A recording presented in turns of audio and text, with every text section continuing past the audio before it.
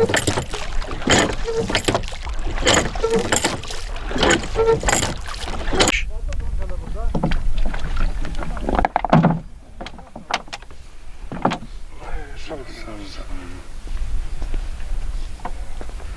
idi. 83-cü ildə mən əskərlikdən gəldim, qoymadılar mən bir ay gəzəm. Mən elə iş tapdılar, burada işlədim 83-cü ildə. Yoldaşım da işlədi. Mən 89-cu ildə ailə qurmuşuq. O çoxdan işləyib, çoxdan işləmişdi. Elə burada ailə məsələn var. 3 nəfər də işləyib idarədə, 4 nəfər də işləyib, tək də işləyib. Bu idarədə İribxoz. O vaxt balıqçılıq təsərrüfatı adı İribxoz idi.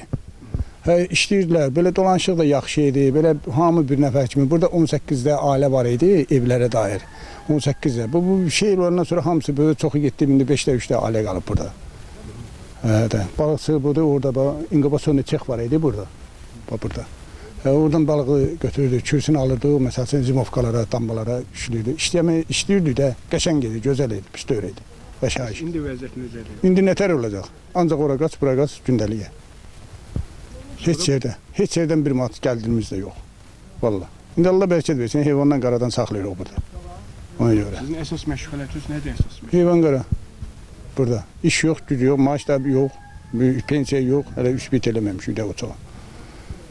Beləncə qardaşım.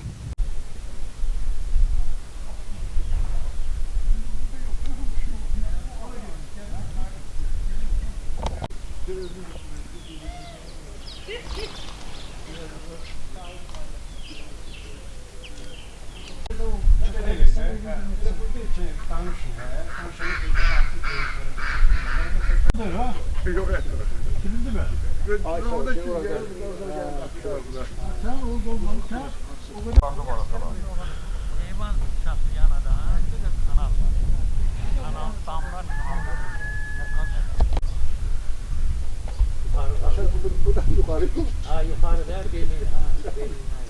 Ben danışamıyorum.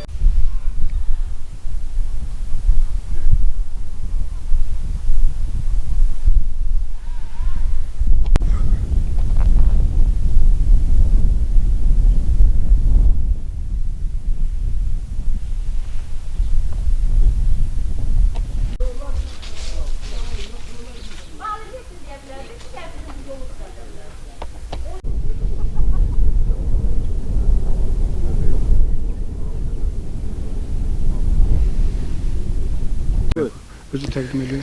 Ağabeyli Bəşir Əzimoğlu 1960-cı ildən olmuşam. Bəşir, əvvələ baba doğulduğun bu ki arada vəziyyət necə idi, dolanışıq necə idi o vaxtı? Əvvəllər doğulduğum bu adada çox gözəl şərait var idi. Çox gözəl. İdarə olub bura, Kürağda bağlı yetişdirmə təsərrüfatı, 80 da fəhləsi olub. Yəni ki, dolanışığımız gözəl olub. Ondan sonra hər cür şəraitimiz olub da burada bizim. Burada nələr var idi, bəyək düzünü gəmi? Buranın özünün idarəm şeyində də bu traktorları olub, gəmisi olub, sonra neçə də maşını olub, jivariba deyim də, o diri balıq daşımaq üçün Qəbəliyə ya da. Məsələn, buradan biz balıq götürüb Qəbəliyə göndərmişik, sonra Asaturov zavoda bura balıq vermişik. Özümüzdən də indəsi bura çəkik zavodu olub. Balıq yetişdirmə təsərrüfatı. Belə də yaşamışıq burada çox gözəl.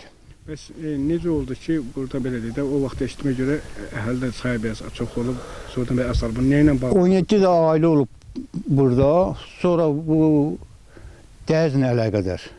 Dəyəz qalxandan sonra buralıq hamısının su basısı. Dəyəz gəldi, dayandı, fərz elə ki, buradan bu dammaların içində. Ona görə əhali buradan dağıldı biraz. İdarə də dağıldı.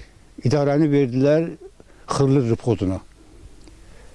Birləşdirdilər ikisini, elədilər bir də Xırlı Rıbxozu. Buradan nə var etsə apardılar ora. Eləncə dağıldı bura.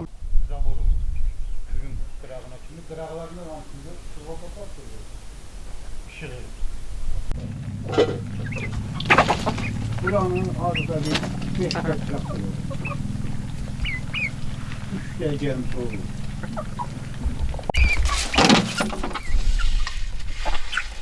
Mal gəlir, toz gəlir.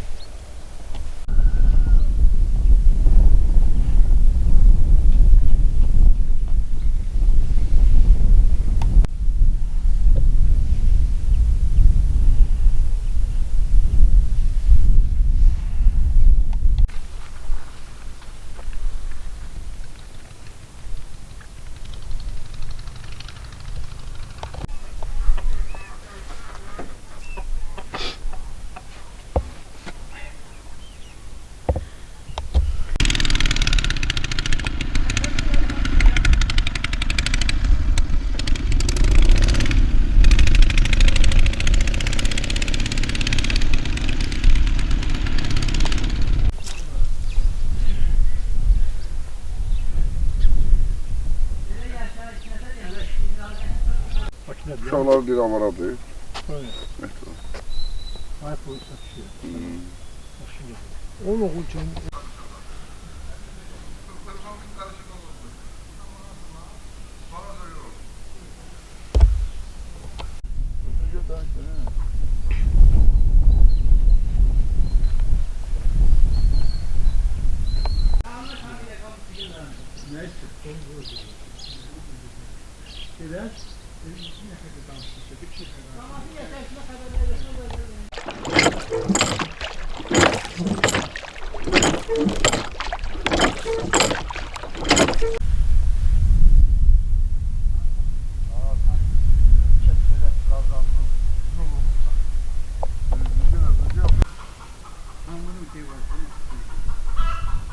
Bize çevredeki o kim bir mahsulü ki şekil vermeli diyorum.